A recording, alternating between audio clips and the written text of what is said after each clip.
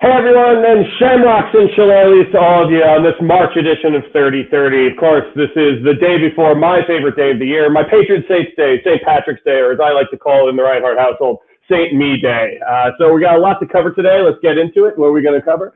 So from that perspective, we are going to talk about the February 2023 product review update. You know, what I am seeing and hearing. There's been a lot of kind of back and forth on this one because it appears that it was impacting sites that do not traditionally have a lot of product review content on it, which is obviously not what that is about. So there's one, that's something that we'll cover there. We are going to talk about Google continuing to dump on the link disavow tool. So I have many opinions on this, but at the same time, this is another very public kind of thrashing from the Google folks about, just like links in general, the disavow tool, which, keeps coming up more and more in conversations I'm seeing around the internet and on the forums and all the sites that I monitor, et cetera, et cetera. We're going to talk about something that came up here at Conductor. A couple of customers asked about this, about not seeing any ads on near me terms on desktop versus mobile. I'm going to talk about that because I got a few questions about that, so it was an interesting use case. We're going to talk about there being more visual mobile knowledge panels out in the wild. This isn't something that's necessarily new, but they did make a tweak to it.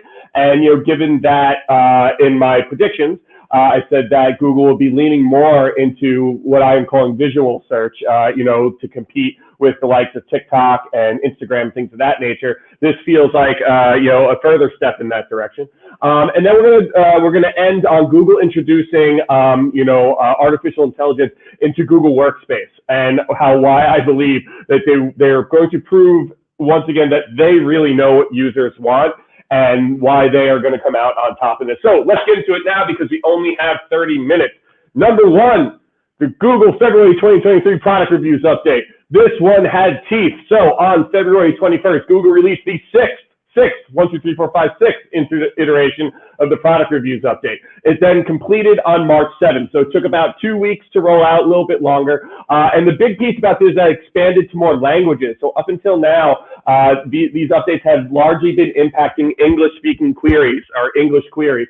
Now this was expanded to many other languages like German, French, Spanish, et cetera, et cetera.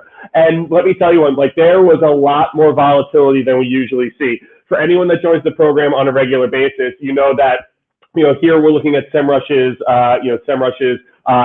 volatility sensor. And most of the time, we are barely getting into the yellow because, SEMrush has changed the way that they measure volatility. We've talked about that many, many times.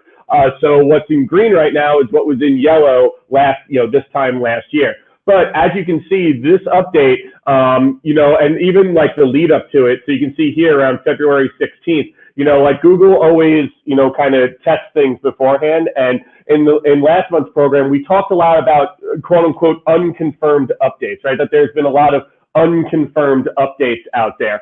And from that perspective, what I always say is they're not unconfirmed updates. That's typically Google, tweaking or turning the dial up or turning the dial down on a previous update, or turning the dial up or turning the dial down on something that they probably released already and that they are, they're just ramping up. So I think on February 16th is when they were ramping up for this. And then they ultimately announced it on February 21st that it was officially rolling out. And as you can see, there are many, many peaks here, right? There's one on the 21st when it first rolled out, the 25th, and then a big one on March 1st. And March 1st is where a lot of people saw the most movement. And we'll get into some examples in a second. But I do just want to, kind of hit on fact once again. This level of volatility is wild. This is wild volatility. And there's a lot of folks out there that said that, definitely, some of the examples I'm going to show are from, foreign language sites, and from that perspective, they, different sites like a lot of German sites, product reviews, they definitely saw more movement because this was the first time that they had been subject to this update and to this filter. So from that perspective, we saw a lot of movement there, and I'll show some examples. But on March 1st, what happened was, excuse me, just taking a sip of water. I'm sure everyone's interested in that. What really is interesting is that a lot of sites that probably should not have been impacted by this were impacted, right? And it also looked like it wasn't happening on a URL level, but rather it was happening on a site-wide level, which typically these types of updates impact the URL itself and not the entirety of the site. And there's a lot of there's a lot of examples out there of folks that were impacted. Glenn Gabe, I grabbed a couple from him this time around as well, that really should not have been impacted by this, but it was. And there was a lot of discussion around that, about like what was going on here. Like, this is supposed to impact product review content, and it was impacting like healthcare sites and things of that nature. So it was really interesting to see that Google probably turned the dial a little too far up, but ultimately you will see that there are corrections, while it was rolling out. So it's interesting. So let's get into Conductor first, right? So here's an aggregator site, that has been, pretty much like I've shown this site a bunch of times, and for the most part, just because it's so huge, and it also has benefited from every single update since December. Every single one of these huge updates, and really back to November. This site is just, every time they roll something out, they just do better and better, and they grow and they grow. This was the first time when, as you can see, from the week from February 18th to the 21st, in aggregate, they were going down. But the first week that they would have been impacted would have been the February 25th to March 4th from our reporting standpoint. And you can start to see them going down. And this is not a small, it looks like a small amount, but when you look at the axes, this is actually them losing over 1 million page views and almost 100,000 sessions, within a couple of weeks. And they're still on the decline. So from that perspective, this site that was really rocking and rolling through all of these updates, all the product review update iterations they've been done, they actually got hit with a little bit of reversal here. So from that perspective, it is really interesting to see this site, which has been so strong, kind of get smacked down here. Here's another retailer that saw a jump in page 1 rankings, and this site has been struggling to gain footing, as all of these updates have rolled out, specifically the product reviews update, because that is a healthy part of their site. And it's not a gigantic site, but at the same time, you can see that they've pretty much just been up and down and up and down and up and down. This was the first time that they saw a chunky gain, through this, especially after March 1st, because that is, the last one, that's when this would have hit our system. So from that perspective, a lot of, definitely saw a lot of this around retailers. And we have a comment here, semi-related to product update. If you own 2 different e-commerce sites focusing on different niches and are discontinuing products on one, would it be better to redirect the product URL to the identical product on another site, or an unrelated category page on the same domain? From that perspective, I would probably do, if you are, if you're focusing on different niches, I wouldn't kind of cross-pollinate those sites. I would just focus on the sites as separate entities, and I would put one site to, anything that's discontinued on one site back to the top level category page on that site, and just leave it at that. If you start to cross-contaminate, Google might recognize that you own both sites and you're trying to create like a link farm. So I would probably keep those 2 separate, even though they're 2 different niches. I would just keep the links keep the links internal, and not redirect one to the other, and just keep them separate, because I think you might wind up sending up a red flag to Google. That's my input and advice there. So back to the presentation. Let's look at another one. So here's another retailer and let me tell you, everybody, this site has been absolutely destroyed, through many of these updates. Really, they like, after the new year, every update that really has hit them has not been kind. They've lost a lot of traffic, a lot of page views.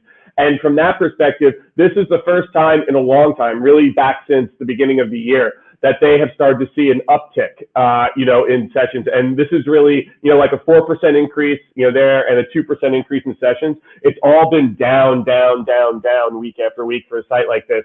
And it's good to see that. And this site has really good content. This is like one of those sites that you wonder, it's like, all their product review content is good. It's people talking about the products. It's people talking about their uses, sharing pictures, things of that nature. And it's really curious as to why, a site like this got hit, through the last few iterations and core updates. But from that perspective, this past product review update seemed to help this, and it continues to climb, which is really good to see. So moving on to, as everyone knows, yes, the recording will be sent to everybody as well as the deck. Thank you for asking. So as everybody knows, I follow Glenn Gabe, and you should too if you follow people, if that's your thing, because he always does really good wrap-ups. He has a lot, he does really good, in-depth analyses, and I think his format is, good. The way that he shows is very similar to mine. So from that perspective, he saw a lot of movement. He posted like 100 different screenshots, but as I was looking through them, it was really fascinating. Here's a product review update, product review site that got hit, and this is a German site. So product review site from Germany, and also focused on gym equipment. It's interesting because before it started, he's saying like, hey, look, it stopped, it dropped before it rolled out. Now, again, the way to think about this is that when Google announces something versus when they start rolling it out, I believe are still two very separate things. I think Google starts rolling things out about a week before they tell everyone, because you can see, and going back to the first slide, when you look here, this is Google probably starting to roll this out and getting it out there to see how it's gonna react, and then turning it back and preparing for the ultimate rollout, which comes here. So most of the time, that is what I feel happens when Google rolls out an algorithm update. They start it probably a week before, just to get it out there, see if it's going to massively blow things up. And then when they feel comfortable with it, with the data that they get back from that, then they fully roll it out and announce it on Twitter that this is happening.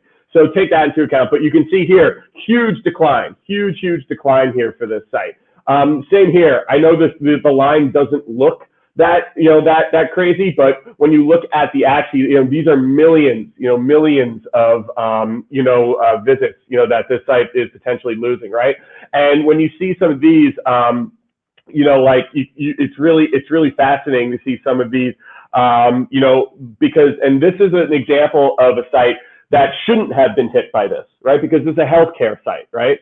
And it doesn't really make sense that this site got hit, because the reviews are not a majority of the site, not a healthcare site, excuse me.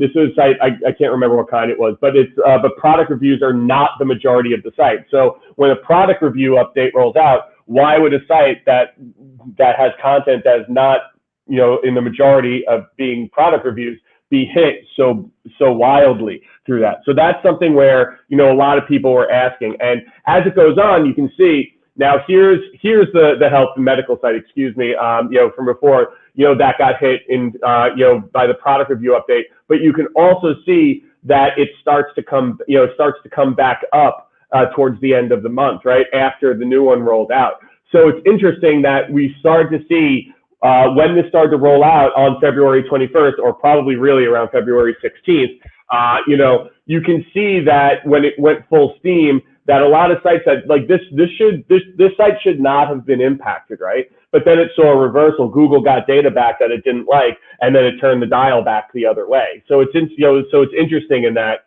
regard, right? So from that perspective, just something to keep in mind, as these are rolling out. And I pulled this as well, how the product review update evaluate sites, because another big question, as I mentioned before, was, why are we starting to see things? Why are we starting to see things like this impact on a site-wide level when it's typically on an individual URL level, right? So when you think about that, you can see you'll get the deck after this. I'm not gonna read the whole thing, but basically Danny's tweet down here is probably the best way. It's so the product reviews update works primarily to evaluate product review content on a page level basis. However, for sites that have a substantial amount of product review content, any content within the site might be evaluated by the update. So what does that mean? It means to me, that says based on the size of your site, if your site is, let's say your site is 10,000 pages, you're probably more likely to be on a URL level and not have it, looked at across the board. Whereas if you have a site with 10 million pages, that's a lot of pages for Google to process from that perspective. And when I think about that, it's when it's that substantial, they're probably looking for commonalities across that massive amount, because those are the types of sites, you would expect a lot of spam, a lot of AI, a lot of bot comments and things of that nature, or reviews. But I'm sure that is what it is. Like at a certain point, the site is too big or big enough that additional factors or filters kick in, where they're looking for commonalities across these vast amounts of pages. Whereas if your site's 10,000 pages, not that big of a site, it probably has an easier time to go, and do it on a page by page level. Either way, that's kind of weird to me. It's just like, Google processes billions and billions of web pages every day. I don't know why they would treat those two things differently. I don't have a good answer for that, and I actually don't have any really good thoughts around it. I just think it's odd. But at the same point, straight from the man himself, Danny Sullivan at Google. So that's the way that they're explaining it. But definitely read through this whole thing when you get the presentation. It's a good read, and it's kind of a good thing to go through and to know. All right, let's move on to other things. So my quest in continuing to convince people that the disavow tool is completely useless and you shouldn't really use it ever, continues, and I'm getting more and more support from John Mueller himself. So in a back and forth, on Twitter, the only reason I am on Twitter, is to follow stuff like this, which I don't know if that's like just me doing my job or sad. From that perspective, like he was going back and forth with a couple of SEOs, and he was saying that, he started to really say, like one thing here, like say, hey, do SEO professionals still disavow toxic backlinks? What's your thought, at John Mueller? And basically John came back and said, some people do things that they can bill, regardless of whether it's needed or makes sense. That's him really taking a shot at agencies that charge for disavow services, which I see all the time, and I also get offered all the time. And I can't stress this enough. The disavow tool will more than likely do more harm than good if you're doing something on a regular basis. All of the links that are on your site right now or pointing to your site, Google more than likely knows about and has either dinged you for them or has ignored them. When people go into their disavow and they're like disavowing links on a regular basis, most of the time you accidentally disavow valuable links that are actually helping your site, even though you think that they are quote unquote toxic.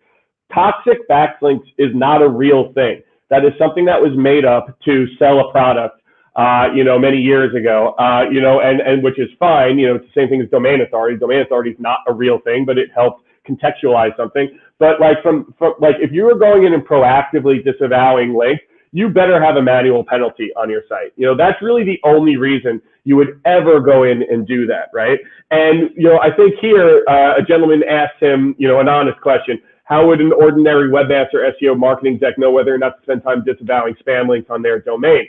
And he said, Gary Iles, had said, like, seen more people shoot themselves in the foot with their disavows than the actual benefit, which is my experience with it. And I think John's response here is perfect. To be honest, anyone who does not know should not use it. That's why the tool is not part of the console UI. That's why our messaging has been consistently not to use it unless you know there's an actual issue, or to paraphrase, when in doubt, leave disavow out. So again, I implore everyone here that if you are using the disavow tool on a regular basis, stop. You don't need to do it. That is not the only time you ever have to use the disavow tool, is really after you get a manual action. And if you get a manual action, then you probably know that you've been doing something shady, or you inherited something that, some shady stuff someone else was doing. But there is no reason to pay an agency to disavow links on a monthly basis. That's just something that they make up to charge you money. There's no reason for you to spend or waste time on it. What you should spend time on is understanding your link profile. Where are your links coming from? Like when you create content, what types of sites typically link back to you? And then you can work with your marketing department or your PR firm, or whoever's, helping you with marketing, get it, or social media, and helping you socialize content the right way to build links naturally, which is the right way to do it. But disavowing links every month, what a waste of time. Like, just don't do it, right? Question here, domain authority isn't a real thing. I've seen that metric show up in so many SEO tools. Heather, great question. Domain authority is not real. What it is, it's just a culmination of PageRank that Moz made up many years ago to give you a score, which again, a lot of tools have it because there's nothing wrong with that. All that is basically the authority of each individual URL, averaged together for one major score, which gives you an idea of where you stack up. It's a competitive metric that Moz made up many, many, many years ago. And it helps you kind of just gauge where you're at. And again, nothing wrong with it. But, if you Google, like you can Google, is the domain authority real? And a million articles of Google, John Mueller, Gary Iles, a million people from Google come up saying that Google does not use domain authority as a metric because it is not a real metric. It's just it's a metric that was made up to just give you an idea of where you stand against competitors. And it's very smart. It's a very smart thing for them to do at the time, and still everyone uses it. There's nothing wrong with it, but it's not something that Google looks at and says, oh, like your domain authority is X, and that's something we put into the algorithm and use rank for Y. It's not really it's not a Google thing at all, which is what Dan said here, is that again, ratings spun up by mods, and it stuck, and a lot of tools use it, and they have their own calculations. But from that perspective, it's really more of a competitive thing, in my opinion. It's like, hey, like where do I stack up versus my competitors from a link perspective? And that can help you understand are links an issue that maybe you have to do a little bit more work on. That's really what it's about. So from that perspective, let's keep going. So again, headline here, don't use the disavow tool, not good use of your time. So let's move on to the next one, which actually came up, customer question. Was asking about, when I Google something like coffee near me on my desktop, I do not see any ads. And then, like that's crazy given the MSV and the amount of eyeballs that are on that. But when I Google it on my mobile phone, there are sponsored ads. Why is that? Why do I not see it on desktop versus mobile? While that does seem strange, and I understand that seems strange, it makes sense though, doesn't it? Right? Because when you're doing like coffee near me, where are most people doing that from when they're on a near me search? I mean, most people are on their phones in general, but even more people that are actually going to transact with someone is someone on the move with their phone in their hand, right? Like, hey, like coffee near me, I'm looking for a Starbucks or a Mike's or a Gregory's or something like that. You know what I mean? Or Pete's Coffee, things like that. I mean, just keep going, Pat. Keep naming coffee franchises. But from that perspective, that is the reason why. Is that on desktop, I wouldn't bid for it on desktop because most, who's walking around with their desktop, strapped to them, to look for coffee shops. Maybe this guy. Maybe if you're going after this guy and he's doing it. But for the most part, to me, this kind of makes sense. You know what I mean? Like if someone's saying near me, they're most likely on their phone and they're most likely on the move, which is why people don't pay for the ads on desktop. That's the answer. And moving on. So a couple more things. How are we doing on time? We're doing fine. 7 minutes. I got this. Some more visual mobile knowledge panels in the wild, right? So while this is not new, there are a new iteration of this that has come up. So like I really like this, by the way. I think that from that perspective, it is I like that Google is becoming more visual. Again, like as I've covered, I covered a couple of months ago, their biggest competitors are TikTok and Instagram, with 40% of searches for younger generations starting there. That's probably the biggest threat to their business. It's not Bing's chat GPT AI. It's actually TikTok and Instagram. But as you can see to the right, when you search for specific information for like a known individual, typically celebrities, like something like how tall is Bruce Lee, right? I actually came across this on Search Engine Roundtable, and this was the example that Barry had used. And it gives you like a nice picture of Bruce Lee. It gives you the answer. But then the new iteration that was just noticed was these boxes of other celebrities or other known issues that are related to Bruce Lee and their heights. And you can scroll through it, and it's interactive. I also did how old is Arnold Schwarzenegger, and this amazing picture of Arnold Schwarzenegger came up, which I'm sure he's thrilled about. But also came down here and it gives you different information about him, which was interesting because I see these two things as basically the same question, right? Like how tall is, how old is, and here when I asked how old he was, it gave me his date of birth and his place of birth. Whereas when I asked how tall, it just gave me other people's heights, which I thought was interesting the way that they kind of parsed that out. So from that perspective, something, I still think that this is Google moving in the right direction. From a search perspective, they're trying to make things more visible. They're trying to make things more, more interactive. And I think that will benefit them in the end. And a very good point was made on the last slide. Just want to call this out. It's a very good point by Robert. This is still a lost opportunity. Often search for near me before heading out on an errand. Very good point. Very, very good point. So if you're a local store or you manage sites that are local stores, you should do an analysis and see if anyone's bidding on the near me turns on desktop. And if not, it might be a huge opportunity for you. Very, very fair point and good point, Robert. Appreciate that. All right, let's get into the last part, which is, I'll spend the last 3 or 4 minutes here on it. So I'm not sure if anyone saw it, but Google released a cool little video that introduces that they're integrating AI into all of Google Workspace, which is super, super cool. And in my opinion, proves once again that Google truly understands what people want to use AI for, and that is productivity, right? And there are a lot of different things. I just took 6 different situations from the video. I was going to play the video, but then I couldn't get it to work in the presentation. Then I got angry and then I stopped and I was like, I'll just take screenshots. That was my process, so from here, but as it goes along, it's really, really cool, right? Basically, it goes from, catch me up on this email conversation, right? And it goes through this whole thing where it scans an entire email thread, and then it summarizes it for you, right? And then ultimately it says like, all right, cool. Can you, build a presentation about this campaign? Can you write a brief based on these emails? And all it was just this. It started with an email, and it went through this whole process of how Google Workspace with AI can make you more productive. And it was really brilliant. It was a really captivating video. And I'll actually include the link on the presentation before we send it out to everybody. But even if not, everyone should go and Google this right now and watch the video, because some of the more interesting ones were obviously building a presentation where it was, it took all the briefs, that was built off of these emails, and then it built a presentation for it. And then ultimately, it was capturing note, they were talking about how, they were on, Google Hangout, and they were capturing notes of the meeting, all through AI being written. And then my favorite part of it was this middle one, which was personalized messages for our clients. And basically it showed a Google Doc with a list of customers' names, where they were, and then it had a little box that said, personalized message, and it dragged down. It was just a drag down, and then all of a sudden it starts to populate all of these different messages and all these different emails that were completely different and nuanced, and talk to them and it made something that would be so manual be be so easy. And from that perspective, I implore everyone to go and watch it, but also to think about what the real, and we talked a little bit about this last time when we were talking about Bing's AI. Everyone is really caught up in the Bing Chat GPT thing, and that's great, and it's cool. Don't get me wrong.